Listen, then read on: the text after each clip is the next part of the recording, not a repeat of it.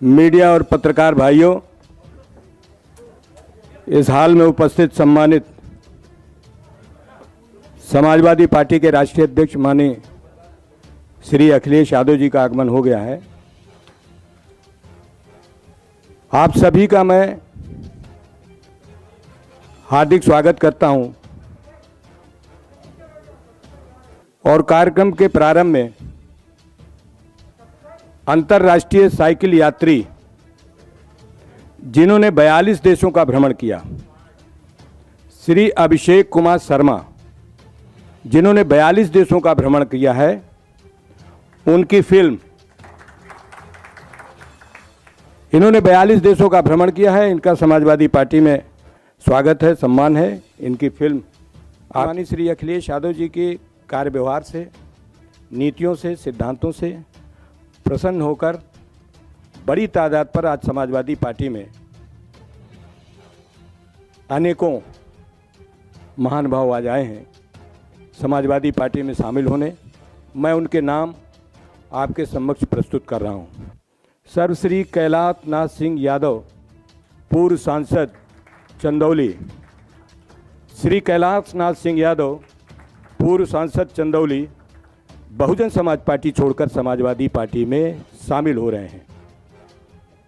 श्री बाल कुमार पटेल, पूर्व सांसद मिर्जापुर। श्री बाल कुमार पटेल, पूर्व सांसद, कांग्रेस छोड़कर समाजवादी पार्टी में शामिल हो रहे हैं।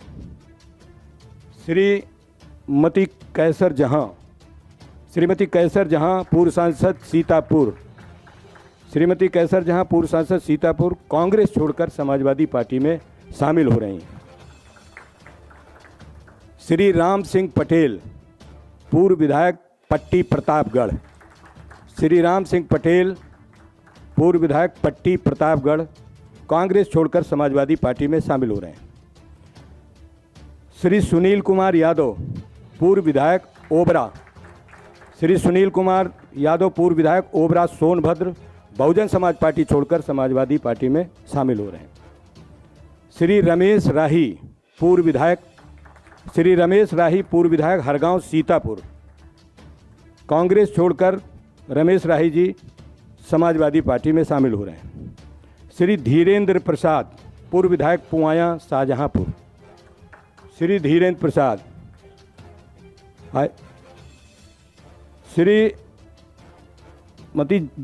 श्री जास्मीन अंसारी, पूर्व विधायक, श्री जास्मीन अंसारी, पूर्व विधायक, कांग्रेस छोड़कर समाजवादी पार्टी में शामिल हो रहे हैं। श्री अशफाक खां, पूर्व प्रत्याशी, बहुजन समाज पार्टी सीतापुर। श्री अरविंद सिंह पटेल, जनता दल यूनाइटेड के युवा के प्रदेश अध्यक्ष हैं। श्री अरविंद सिंह पटेल, समाजवादी पार्टी में श्री अरविंद सिंह पटेल जनता दल यूनाइटेड के प्रदेश के युवा अध्यक्ष हैं। श्री आशीष मिश्रा, पूर्व चेयरमैन नगर पालिका सीतापुर। श्री आशीष मिश्रा, पूर्व चेयरमैन नगर पालिका सीतापुर। श्री मोहम्मद अहमद, पूर्व चेयरमैन महमूदाबाद सीतापुर। मोहम्मद अहमद साहब समाजवादी पार्टी में शामिल हो रहे हैं। श्री शत्रुघ्न प्रसाद वर्मा, मुख्य जोनल कोऑर्डिनेटर बलरामपुर। श्री शत्रुघ्न प्रसाद वर्मा, मुख्य zonal coordinator Balrampur, Samajwadi party में शामिल हो रहे हैं। श्री राजेश प्रजापति, प्रदेश अध्यक्ष सर्वश्रेष्ठ दल, क्षमा करिएगा, नहीं वो छपने में सर गलती, क्षमा करिएगा। श्री राजेश प्रजापति, राष्ट्रीय अध्यक्ष सर्वश्रेष्ठ दल, अपने विलय, समाजवादी पार्टी में अपने पूरे संगठन को विलय की घोषणा कर रहे हैं। इनका बहुत बहुत धन्यवाद।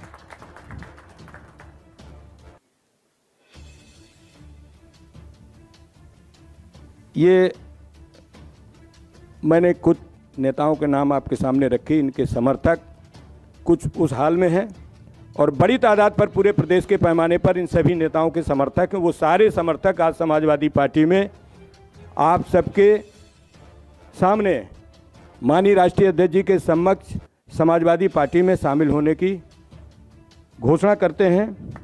और कल विंध्यवासिनी मंदिर के पुरोहित राज मिश्रा जी ने, डॉक्टर अभिषेक त्रिपाठी जी ने, शैलेश कुमार पांडे जी ने सैकड़ों की तादाद पर कल समाजवादी पार्टी में शामिल होने की घोषणा की थी माननीय राष्ट्रीय अध्यक्ष जी के। अब मैं अनुरोध करूंगा सर्वप्रथम श्री अभिषेक कुमार शर्मा अंतर्राष्ट्रीय साइकिल यात्री से अनुरोध हो कि आवें और संक्षिप्त शब्दों में मीडिया के सामने अपनी बात रखें। श्री अभिषेक कुमार शर्मा।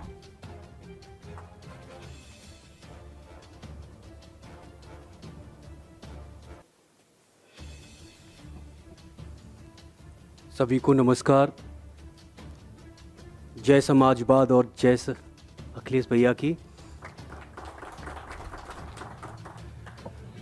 मेरा सौभाग्य है कि राष्ट्रीय अध्यक्ष श्री अखिलेश यादव जी के सामने मुझे पार्टी में ज्वाइन करने का मौका मिला है। पूरी दुनिया की यात्रा साइकिल से करने के बाद मैं जब भारत लौटा और मैंने देखा कि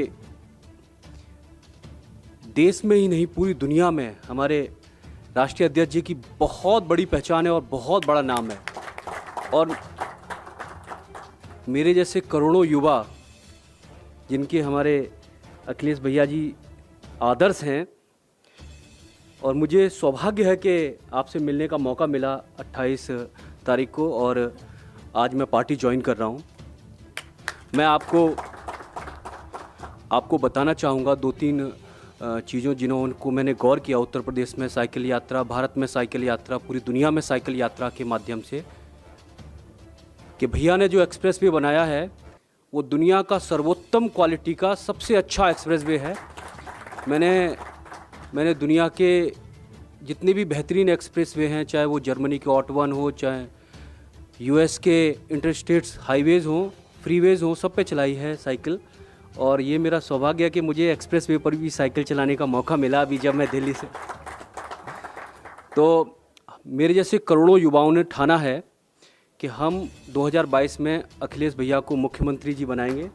और मैं ये यकीन से कहता हूँ, जिस तरह से प्रदेश में माहौल बन रहा है, हज़ार लोग हमारी पार्टी से जुड़ रहे हैं, कि अखिलेश जी और मेरे आदरणीय अध्यक्ष जी और आप सभी हमारे प्रदेश को बहुत बुलंदियों पर ले जाएंगे। आपका बहुत धन्यवाद। और मैं आप सभी से हाथ जोड़कर प्रणाम करता हूं, जितने भी हमारे पार्टी के सम्मानित गणमान्य सदस्य हैं सभी का, और सभी मीडिया बंधुओं का बहुत धन्यवाद आपका। Thank you. धन्यवाद। अभिषेक जी ने पार्टी ज्वाइन करने की घोषणा की है, उनका धन्यवाद। समाजवादी पार्टी में उनका स्वागत। मैं अनुरोध करूंगा लेखक दीपक पांडे जी से, जिन्होंने आज काला धन जिन्होंने मंदी के जनक पुस्तक का विमोचन दीपक पांडे जी ने माननीय राष्ट्रीय अध्यक्ष जी के कर कमलों से कराया है। मैं दीपक पांडे जी से अनुरोध करूँगा आवें और संक्षिप्त शब्दों में अपनी बात रखें। मंच पर उपस्थित सभी आदरणीय का हार्दिक अभिनंदन, और आप सभी उपस्थित महानुभावों का तहे दिल से शुक्रिया कि आप इस पुस्तक विमोचन कार्यक्रम में शिरकत की और अपनी उपस्थिति दर्ज कराई। आज इस मंच के माध्यम से मोदी सरकार के द्वारा लिए गए नीतिगत फैसले से देश में जन्मे आर्थिक मंदी की सच्चाई से आप सभी को अवगत कराना चाहूँगा। जैसा कि अब समस्त भारत का जनमानस समझ चुका है कि नोटबंदी देश की सबसे बड़ी आर्थिक आपातकाल प्रायोजित लूट और देश को आर्थिक त्रासदी की तरफ धकेलने वाला हड़बड़ी में तानाशाही तरीके से लिया गया एक अपरिपक्व राजनीतिक फैसला था, क्योंकि नोटबंदी करने से पहले मोदी सरकार ने आरबीआई से पूछा तक नहीं था, जबकि देश के सभी बड़े आर्थिक फैसले बिना आरबीआई की अनुमति से नहीं लिए जाते हैं। आपको ज्ञात हो कि 1.25 महीने बाद आरबीआई ने नोटबंदी का जो परमिशन दी थी कि आप नोटबंदी कर सकते हैं, नोटबंदी के 1.25 महीने बाद। तो इससे आप देख सकते हैं कि जैसे एक देश था अर्जेंटीना में क्या हुआ था कि वहाँ की सरकार वहाँ के रिजर्व बैंक पे हनक और अपना दबीज बनाना शुरू की और वहाँ की अर्थव्यवस्था पूरी ध्वस्त हो गई। और ठीक वही काम यहाँ भी हो रहा। आपने देखा होगा जब भी सत्ता ने रिजर्व बैंक पे अपना वर्चस्व बनाने की कोशिश की है, तो यहाँ के अधिकारी जो हैं उससे कट के छोड़ के हट जाते हैं, जो कि हमारी अर्थव्यवस्था के लिए एक अभिशाप बनता चला जा रहा है। नोटबंदी ने मंदी को जन्म दिया, उसके बाद जीएसटी और मोदी सरकार की अन्य नीतियों ने उसे पाल पोस के बड़ा किया। इतनी बड़ी जो मंदी आ गई है भारत में, ये मोदी सरकार की नीतियों के कारण है। आपको बता दें, भारत में स्टार्टअप फंड देने के लिए बहुत कम कंपनियां हैं। स्टार्टअप फंड के नाम पे चीनी कंपनियों ने भर भर के इतना इन्वेस्टमेंट कर दिया है। इंडिया का जो है, आपने देखा होगा कालीन मार्केट, इस टाइप जो छोटे छोटे उद्योग धंधे थे सारे बंद हो गए, और जिसकी वजह से मंदी ने विराट रूप ले लिया। ट्रेड वार, आपको पता है, बताना चाहूँगा कि 1980 के दशक में ट्रेड वार हुआ था, तो इस ट्रेड वार का फ़ायदा लेते हुए चीन ने अपने यहाँ मैन्युफैक्चरिंग हब बना लिया था। आज फिर अमेरिका और चीन के बीच में ट्रेड वार हो रहा है। अगर भारत चाहता तो इस ट्रेड वार का लाभ लेकर के अपने आप को मैन्युफैक्चरिंग हब बना करके एक बड़ा विशाल मैन्युफैक्चरिंग हब बना लेता, और उसके बाद RCEP में इन्वॉल्व होकर के पूरे विश्व की 20% मार्केट में जा कर के व्यापार कर सकता था। लेकिन मोदी सरकार ने इन दोनों फैसलों से पीछे पैर खींच लिया, जिसकी वजह से देश में बेरोजगारी चरम पे पहुंच गई। अगर हम मैन्युफैक्चरिंग हब अपने आप को बना लेते तो हमारी सबसे बड़ी समस्या जो बेरोजगारी थी उसका समाधान हो सकता था। लेकिन इनको पता है कि अगर आप के पास रोजगार होगा, आपके पास शिक्षा होगी, तो आप इनके चलाए जाने वाले एजेंडे में नहीं फंसेंगे। उसके बाद मैं लास्ट कहूँगा कि क्या हुआ है कि मोदी सरकार ने एक नेक्सस बनाया है। NCLT एक राष्ट्रीय कानून है, जिसके माध्यम से बहुत सारी, आप जाकर के NCLT के बारे में अगर गूगल पे डालेंगे तो आपको मिलेगा कि 12,000 करोड़ की कंपनी को NCLT में जा करके सरेंडर किया जाता है, 2,000 करोड़ में बिकती है। उसके बाद क्या करता है, 400 करोड़ बैंक से लोन ले करके डाल देते हैं, और उसके बाद उस कंपनी को फिर से 12-15,000 करोड़ करके फिर से वो उनके पास सारा पैसा आ जाता है। तो क्या ये हुआ है कि भ्रष्टाचार का सरकारीकरण हो गया है। मोदी सरकार में भ्रष्टाचार का सरकारीकरण हो गया है। बहुत शॉर्ट समय में मैं इसी के साथ अपने शब्दों को विराम देता हूं। आप सभी का बहुत बहुत धन्यवाद। इसी के साथ मैं राष्ट्रीय अध्यक्ष जी के सामने पार्टी में शामिल होने के लिए निवेदन करता हूं। धन्यवाद दीपक जी। अब मैं श्री नरेंद्र प्रताप सिंह जी, लेखक नरेंद्र प्रताप सिंह को आमंत्रित करता हूं, वो आवें और अपनी बात रखें। बहुत बहुत धन्यवाद माननीय प्रदेश अध्यक्ष जी। मैं बहुत ज़्यादा समय नहीं लूँगा। मैं इतना ही बस कहना चाहता हूँ कि सहृदयी व्यक्तित्व मुस्कराता हुआ चेहरा जिसका, सहृदयी व्यक्तित्व मुस्कराता हुआ चेहरा जिसका, हर एक पल समाज हित में कटे जिसका, अपने पराये में कभी फर्क नहीं करते, अखिल विश्व के इस हैं अखिलेश नाम जिनका। मैंने जो काला धन पुस्तक लिखी है और उसमें मैंने ये दिखाया है कि काला धन जो है वो नोटबंदी के द्वारा कितना अपने देश में आया। तो सर्वप्रथम मैं आज के इस ऐतिहासिक कार्यक्रम में गरिमामय उपस्थिति परम आदरणीय माननीय राष्ट्रीय अध्यक्ष अखिलेश यादव जी एवं समस्त यहाँ पर जो लोग हैं इसमें सभागार में, सभी का मैं आभार प्रकट करता हूँ। वास्तव में आज का दिन जो है बहुत ही चिंता एवं चिंतन का दिन है। समानांतर अर्थव्यवस्था के नाम से विख्यात काला धन किसी भी देश के लिए अभिशाप होता है। समस्त प्रकार के भ्रष्टाचार की जननी काला धन है, और काले धन को समाप्त करने के लिए और इसको कम करने के लिए पूर्व में बहुत सी विधियां अपनाई गईं। लेकिन 8 नवंबर 2016 की जो रात्र की जो ये घटना थी, अगर उस हिसाब से देखा जाए तो ये घटना नहीं, ये बहुत बड़ी दुर्घटना है। क्योंकि इसको दुर्घटना नाम देना इसलिए उपयुक्त होगा क्योंकि इस दिन पता नहीं कितने लोगों की जानें चली गईं, कितनों की शादियां टूट गईं, किसानों को खाद पानी नहीं मिल पाया, अस्पतालों में पता नहीं कितने लोग मर गए, उनकी जानें चली गई, और उनको दफन के लिए कफन का पैसा नहीं था लोगों के पास। ये स्थिति थी। लेकिन क्या जो 8 नवंबर को नोटबंदी की गई थी उसके उद्देश्य क्या पूर्ति हो पाई? ऐसा एक बहुत बड़ा प्रश्न है।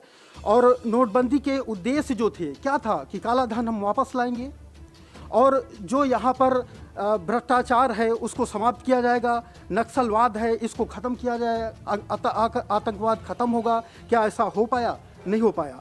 अब भारत की जनता से वादा किया गया था कि विदेशों में जमा काला धन अपने यहाँ आएगा और सबको बांटा जाएगा। लोगों ने खाता भी खुलाया, वही दशा हो गई कि गांव के लोग जानते हैं कि घर के धान प्यार में डाल देना, वही वो अपने जेब से पैसा लगाकर लोगों ने खाता खुलाया, लेकिन पैसा नहीं आया, एक सपना रह गया।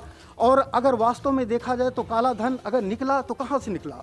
महिलाओं, जो जोर बटोर के लोग गाँव में पैसा रखते हैं और किसान, और टूटे फूटे जंग लगे बक्से में, और वो बक्सा जो कि पीछे से जंग लग जाता है, लोग दफ्ती लगा कर रखते हैं, कपड़ों के नीचे पैसा रखते हैं, वो काला धन, वही इनके नज़र में काला धन हुआ। इसके अलावा कुछ भी आज तक काला धन नहीं आया। एक आरबीआई की रिपोर्ट में कहा गया कि 98.7% जो नोट 1000 के थे वो जो चलन में थे, 98.7% वो बैंकिंग सिस्टम में वापस आ गए और 1.3% जो रह गया वो नहीं आया। तो काला धन वो गया कहाँ काला धन?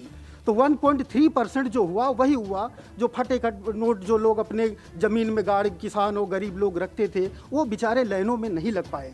और जब माननीय हमारे जो राष्ट्रीय अध्यक्ष जी हैं उस समय मुख्यमंत्री थे और जो बैंकों में लाइनें लगी रहती थीं, माननीय राष्ट्रीय अध्यक्ष जी ने सबसे कहा, अपील भी की कि ऐसा है कि जो लोग हैं इन गरीबों की मदद करिए। और यहाँ पर बहुत लोगों ने अपने जो पार्टी के लोग, सब लोगों ने क्या किया, पूड़ी बंटवाई, कोई चाय परवा, मतलब आप जो एक सहृदयी व्यक्ति, इसीलिए मैंने कहा सहृदयी व्यक्तित्व, मुस्कराता हुआ चेहरा जिसका, इन्होंने सबके लिए किया। अब आप ये समझिए कि किस तरीके से, और जो माननीय राष्ट्रीय अध्यक्ष जी के द्वारा, अब मैं बहुत ज़्यादा बात नहीं अपनी करूँगा, मैं यही कहना चाहता हूँ कि कथनी करनी में अंतर जिनके, उनका होता है काला मन, अब तक नहीं खोज पाए जो देश का दुश्मन काला धन, नोटबंदी का गलत फैसला नहीं ला सके काला धन, अर्थव्यवस्था चौपट हो गई, कहाँ छुपा है काला धन? इसी के साथ मैं अपनी बात को समाप्त करता हूँ और बहुत बहुत धन्यवाद। मैं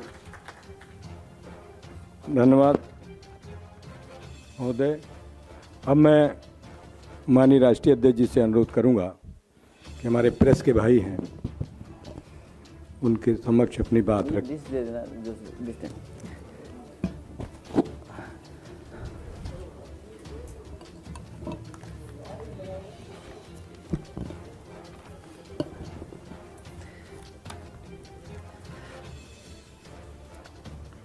अभी जो दो साथी थे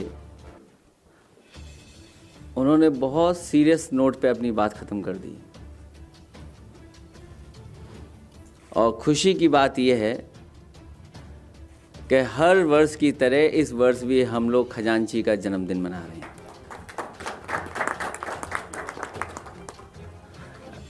आंकड़े अब सबके पास हैं,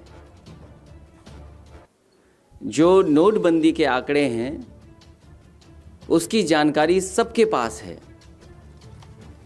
और सबसे बड़ी तकलीफ उन लोगों की हुई, सबसे ज़्यादा तकलीफ में वो लोग आए जिन्होंने कभी काला धन बनाया ही नहीं।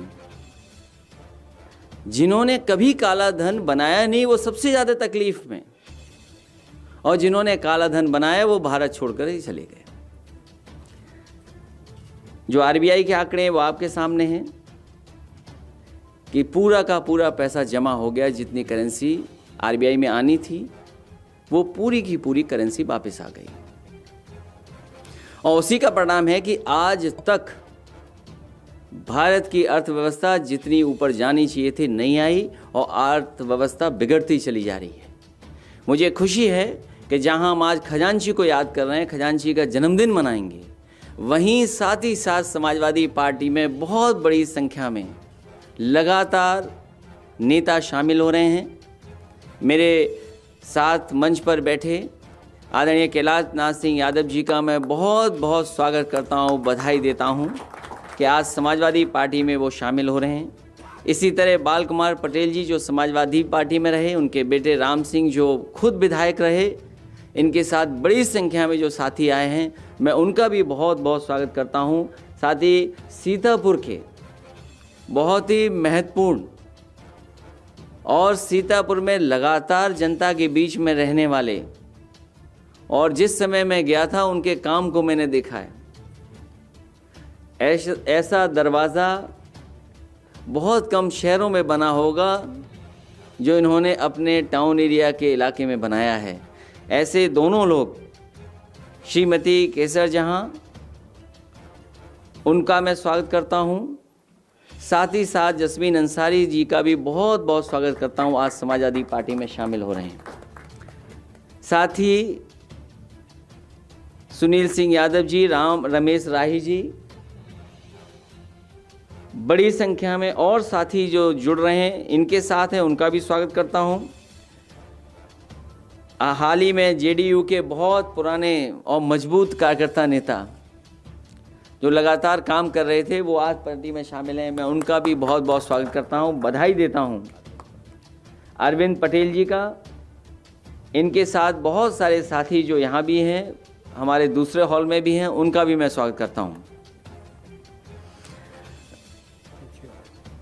जहाँ तक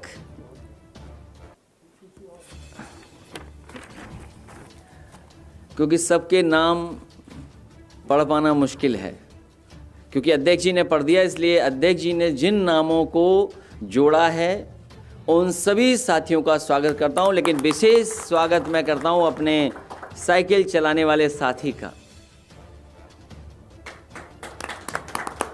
और मुझे खुशी है कि जिन्होंने पूरी दुनिया देख ली लगभग साइकिल से चल करके, और साइकिल चला के न जाने कितने देश की सीमाएं पार कर ली इन्होंने, मौसम बदलते हुए देखे होंगे, और अब समाजवादी पार्टी में आए हैं, इसलिए मैं इनका विशेष स्वागत करता हूं, क्योंकि साइकिल पर इनका अनुभव ज़्यादा है और साइकिल ही पार्टी को आगे बढ़ाने आए, इसलिए मैं इनको बधाई देता हूं। और सबसे बड़ी बात यह है कि जो इन्होंने कहा कि एक्सप्रेसवे जैसी सड़क नहीं देखी, एक्सप्रेसवे जो बना वैसा एक्सप्रेसवे देश में नहीं बना। हमारे पत्रकार साथियों को याद होगा कि एक एक्सप्रेसवे बनाने की खुशी मनाने की तैयारी सरकार की थी, और सरकार ने यह दावा किया था कि समाजवादी पूर्वांचल एक्सप्रेसवे दिवाली तक खुल जाएगा। अब हमारी दिवाली तो आ गई, भारतीय जनता पार्टी की दिवाली कब आएगी? और भारतीय जनता पार्टी दिवाली नहीं मनाती है, लोगों का दिवाला निकाल देती है, ऐसी है भारतीय जनता पार्टी। इसलिए अपने जितने साथी आज शामिल हो रहे हैं उनको मैं बधाई देता हूं, स्वागत करता हूं। नहीं, मैं चाहता था कि आप 2 सवाल पूछ लेते, उसके बाद केक कटता। अगर आप चाहो तो खजांची को अभी बुला लें, मैं बुला लेता हूँ खजांची को। बैठो बैठो बैठो, बैठी बैठो बैठो, बैठ लो 5 मिनट। आन बदले बैठाओ 5 मिनट, अभी हम देख लेंगे, तस्वीरें देखेंगे बाद में। और ये तस्वीरें क्यों दे रहे हो हमको? अच्छा ठीक ठीक ठीक। अरे ये तो मांस के अंदर भी खैनी खा लेते हो। क्यों? लाइए हमें दीजिए। ये मांस तो बचाने के लिए है।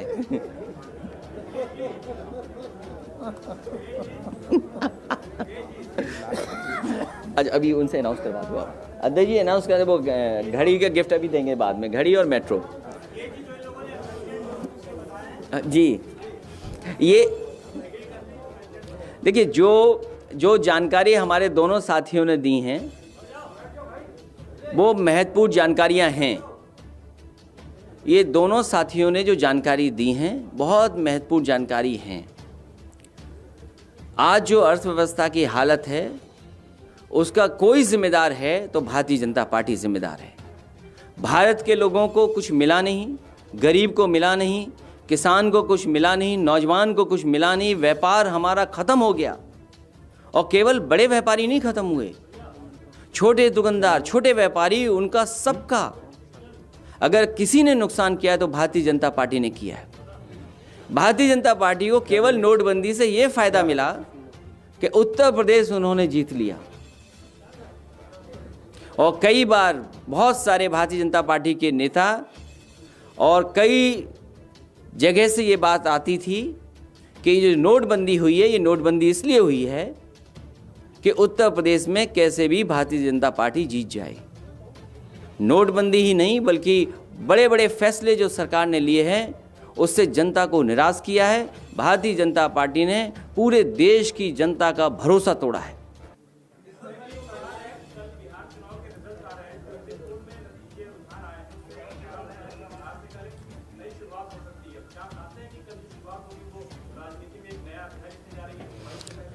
मैं आपके चैनल पे देखूंगा कि कैसी शुरुआत लिखते हो, क्योंकि मैं देखूंगा कि क्या हेडलाइन बनती है, मेरा उसका इंतज़ार रहेगा।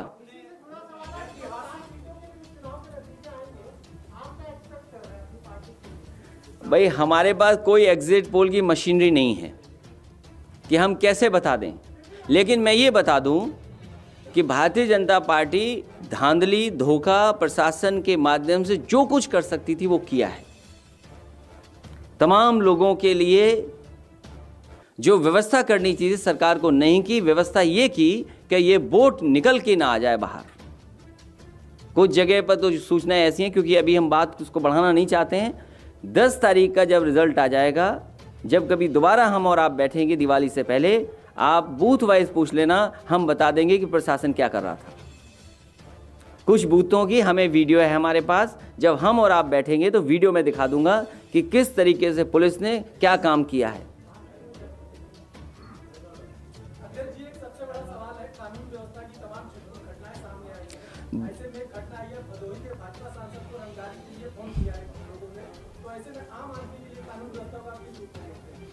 ये सरकार हटे, कानून व्यवस्था ठीक होगी।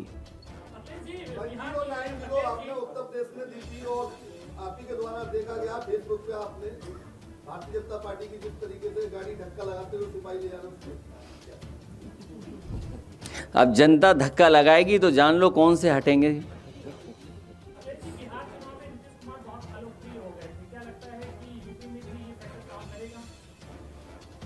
अभी उत्तर प्रदेश में चुनाव होना बाकी है।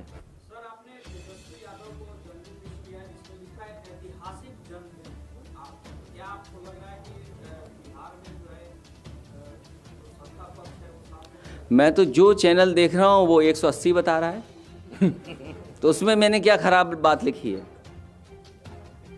मैं तो आप ही की बात को यकीन कर रहा हूँ, इसीलिए मैंने ऐतिहासिक लिखा है। और हमें भरोसा है कि जो एग्जिट पोल दिखाए गए हैं उसी तरह का 100% परिणाम आएगा।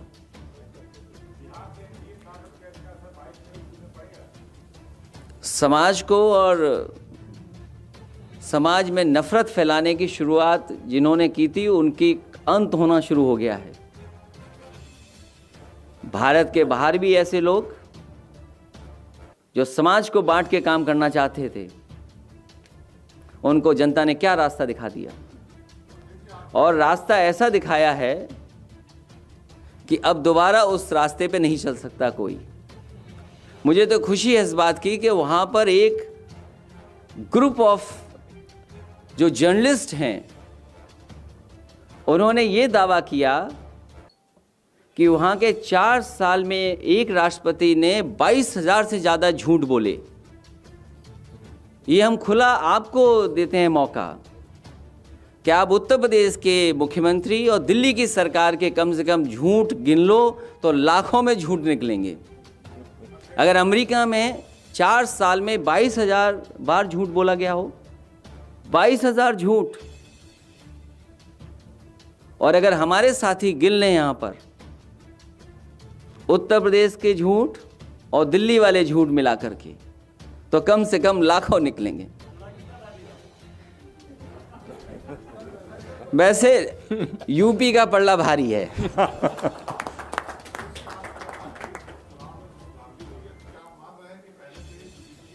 देखिए, बीजेपी की स्ट्रेटजी बहुत अच्छी है, हमारे ठाटा बाबा की स्ट्रेटजी बहुत अच्छी है।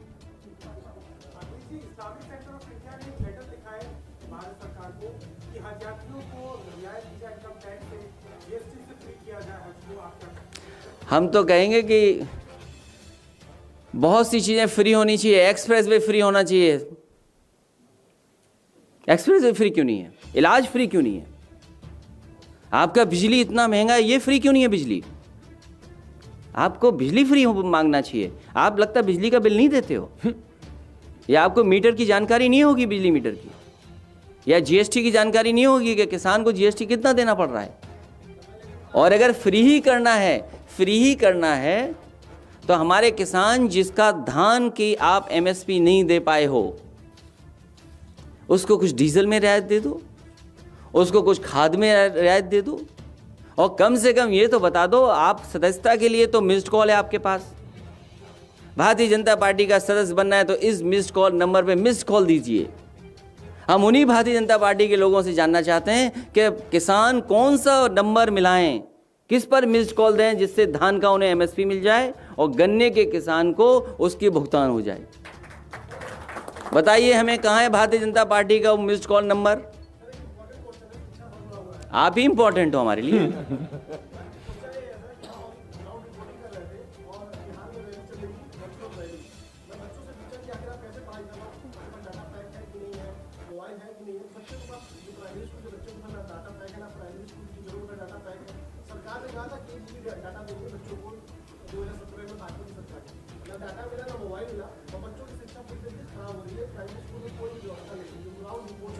मुझे खुशी है इस बात की, इस पत्रकार साथी ने कम से कम एक ही सवाल में भारतीय जनता पार्टी के कई झूठों का उजागर कर दिया है। 3 किए हैं तो इनकी गिनती मैंने कर ली कि 3 झूठ।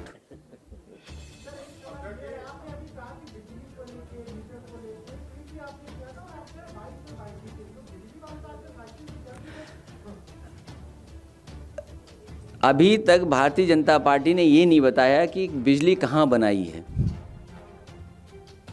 भारतीय जनता पार्टी ने, उनकी सरकार 4 साल हो गए हैं, कम से कम कोई बिजली का कारखाना नया लगाया हो तो बता दो। केवल मीटर गड़बड़ किए और लोगों से बिल वसूल लिया, एक भी फीडर अलग नहीं कर पाए।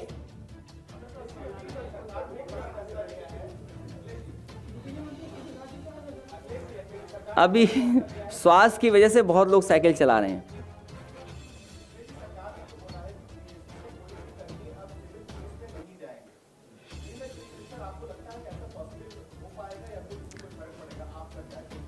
हम ये चाहते हैं कि मुख्यमंत्री जी को आप याद दिलाइए, जिन्होंने ये कहा था, सरकार बनते ही कहा था कि लाखों नौजवानों को हम नौकरी दे सकते हैं, और केवल पुलिस विभाग में। मेरा आपसे निवेदन है, ये दूसरा सवाल है, इससे पहले वाला सवाल ये है कि मुख्यमंत्री जी को क्या वो बात याद है जो उन्होंने सरकार बनते ही कहा था कि पिछली सरकार ने लाखों नौजवानों को पुलिस में भर्ती से रोका। हम उनसे जानना चाहते हैं कि वो लाखों जगह जो हैं वो कब भरेंगे।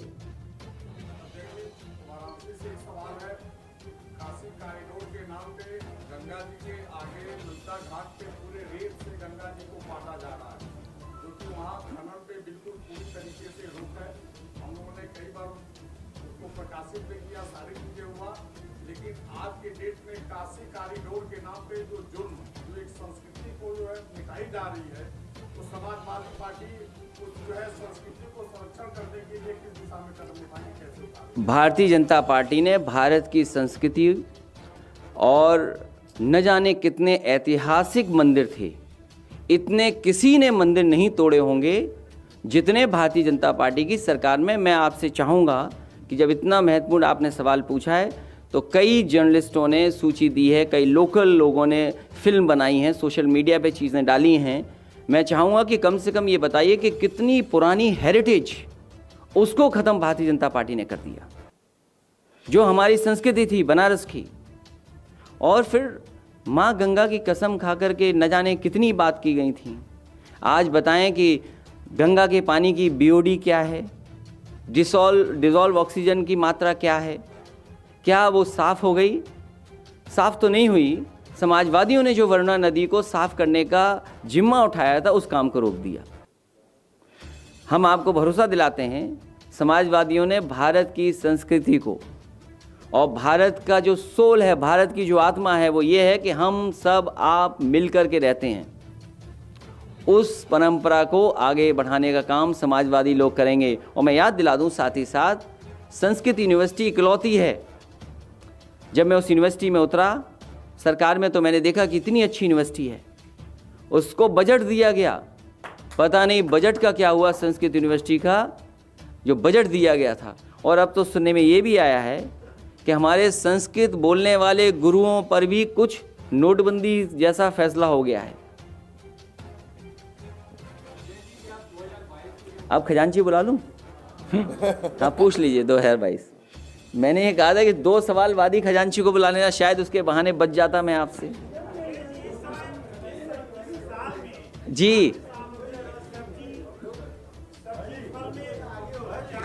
समाजवादी सरकार बनेगी, मंडियां चालू होंगी और तमाम फल सब्जी अनाज आपको सस्ता मिलेगा। लोहिया जी की दाम बांधो नीति लागू होगी।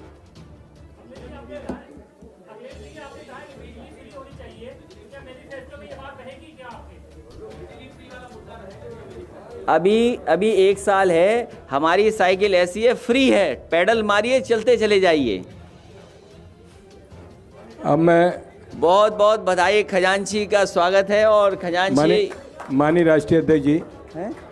नहीं, वो बोलना, नाम बोलना पड़ेगा। श्री गौरव मेहता जयपुर के हैं। आप यहाँ जाएंगे, ये माननीय राष्ट्रीय अध्यक्ष जी को आप साइकिल, यहाँ खड़े हो जाना, मैं नीचे चला जाऊंगा, ठीक है? माननीय राष्ट्रीय अध्यक्ष श्री गौरव मेहता जो जयपुर से आए हैं, वो माननीय राष्ट्रीय अध्यक्ष जी को साइकिल भेंट करेंगे। आप लोग बढ़ जाए। श्री शत्रुघ्न सिंह शत्रुघ्न प्रसाद वर्मा जो बहुजन समाज पार्टी छोड़कर समाजवादी पार्टी में शामिल हुए हैं, वो राधा कृष्ण की मूर्ति मेमोंटो माननीय राष्ट्रीय अध्यक्ष जी को शत्रुघ्न प्रसाद वर्मा भेंट करेंगे। आगे जाओ।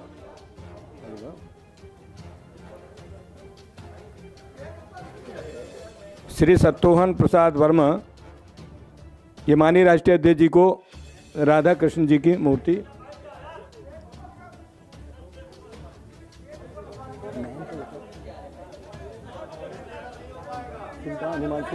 सुल्तान और हिमांशु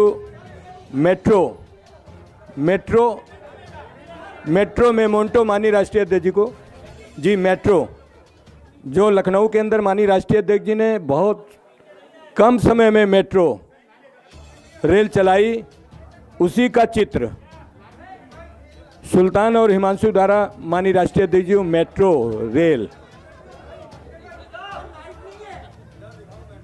मेट्रो रेल आपके समक्ष। ये जो मेट्रो हमें दे रहे हैं, इनका डब्बा हम रख लेंगे, ट्रेन हम खजांची को दे रहे हैं। तो इन्हें डब्बे से मतलब है कि नाम हम जान जाएं इनका कि किसने दिया है। मेट्रो हम बच्चे को दे रहे हैं। इसको निकालो। श्री राजेश प्रजापति जी जो सर्वश्रेष्ठ दल को विलय किए हैं, माननीय राष्ट्रीय अध्यक्ष जी को साइकिल और अंग वस्त्र। बैठना पड़ेगा, राजेश प्रजापति डिस्टर्ब हो जाएगा। So what to do then? Okay, bring it up then. माननीय राष्ट्रीय अध्यक्ष राजेश प्रजापति जी जिन्होंने अपना दल विलय किया है, नौजवान है, आपका आशीर्वाद बधाई जी भाई। वो इनके राष्ट्रीय अध्यक्ष को बधाई। राजेश प्रजापति द्वारा माननीय राष्ट्रीय अध्यक्ष अंग वस्त्र काम करिए ये और पगड़ी, और इन्होंने अपना सर्वश्रेष्ठ दल समाजवादी पार्टी को चुना है, इसलिए इनको बहुत बहुत बधाई राजेश प्रजापति जी। रुक जा। आप लोग बैठे रहना है। ओ यार प्रेस तुम लोग सब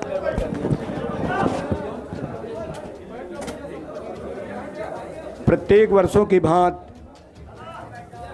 खजांची का जन्मदिन समाजवादी पार्टी के राष्ट्रीय अध्यक्ष जी द्वारा और समाजवादी पार्टी द्वारा खजांची का जन्मदिन मनाया जाता है। इसी कड़ी में आज भी खजांची का जन्म दिवस इस सभागार में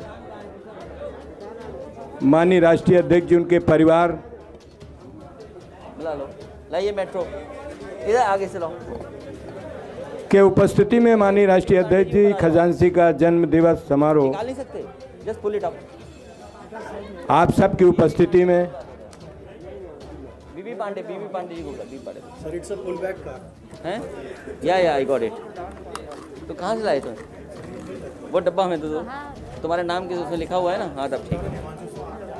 देखिए ये भी इंजीनियर हैं, इन्होंने अब इनकी मेट्रो में उसको दे दे रहा हूँ खजांची को। वो कहाँ है? हिमांशु और सुल्तान द्वारा मेट्रो रेल जो भेंट की गई माननीय राष्ट्रीय अध्यक्ष जी ने खजांची को भेंट कर दी। नीलू सिंह प्रधान जी। ए आने दो ने, एक दो लोगों को आ जाने दो। आ जाएंगे, आ जाएंगे। भाई कहाँ? अभी रुक जाओ बेटा, अभी अभी काटना नहीं। चिल्लाऊं मत, चिल्लाऊं मत।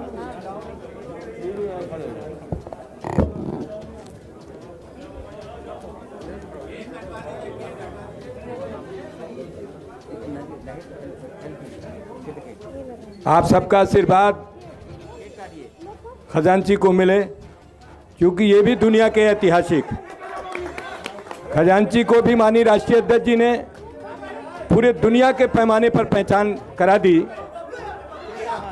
ये बहुत बड़ी बात है कि एक भारत का भविष्य खजांची, एक गरीब आदमी का बच्चा, एक गरीब माँ का बेटा, जिसको माननीय राष्ट्रीय अध्यक्ष जी का प्रोटेक्शन हर तरीके का मिलता है, उनका आशीर्वाद मिलता है। आप सबसे भी प्रार्थना है कि इस बच्चे को अपनी दुआएं, अपना आशीर्वाद दीजिए, ताकि भारत के भविष्य को बनाने में सहायक हो सके। हम उसे गिफ्ट देंगे। देखिए, मैंने ये कहा कि हमारे विधायक और एमएलसी लोग बैठे हैं, ये लोग इधर भी कुछ खिलौना लेके आए हैं। आप कौन खिलौना लेके आया है? नरेंद्र वर्मा जी भी लिए हैं, लेकिन आगे आगे आइए तो आगे से देते रहेंगे तीनों। अरुण वर्मा जी। और हम अपनी तरफ से और डिम्पल की तरफ से 11,000 हज़ार रुपये खजांची को दे रहे हैं। खजांची को आप सबका आशीर्वाद, आपका सबका दुआएं, शुभकामनाएं माननीय डिम्पल जी द्वारा, माननीय राष्ट्रीय अध्यक्ष जी द्वारा भेंट की गई। एक एक करके देना, बारी बारी से। नाम बोलो ना। श्री ललई यादव जी ने दिए, ललई शैलेंद्र यादव, ललई प्रभु नारायण जी, श्री प्रभु नारायण जी, विधायक जी। ये आनंद भदौरिया कुछ सम्मान कर रहे हैं।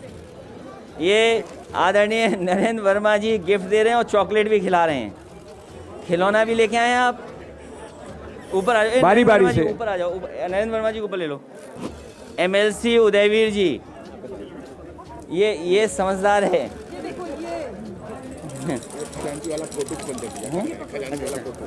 माननीय राष्ट्रीय अध्यक्ष जी की गरिमामयी उपस्थिति में उनके कर कमलों द्वारा इस बच्चे का पूरे देश दुनिया में नाम पहुंचाया। ये भारत के लिए संग्राम भी मदद कर रहे हैं। विधायक संग्राम, लीजिए संग्राम, पकड़िए।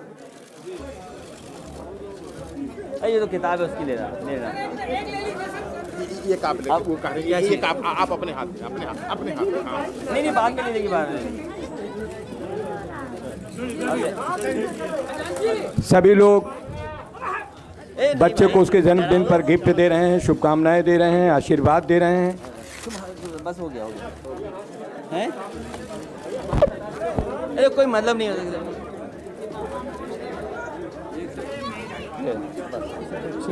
ठीक है। ए सुनो, ए अर्जुन, पहले मीडिया। ये तो अपने सुनो, पहले मीडिया के पास जाओ, उनको जाना है। दूसरा डिब्बा कौन लिया? हमारे चैनल समाधान 24 को सब्सक्राइब करें, लाइक और शेयर करें।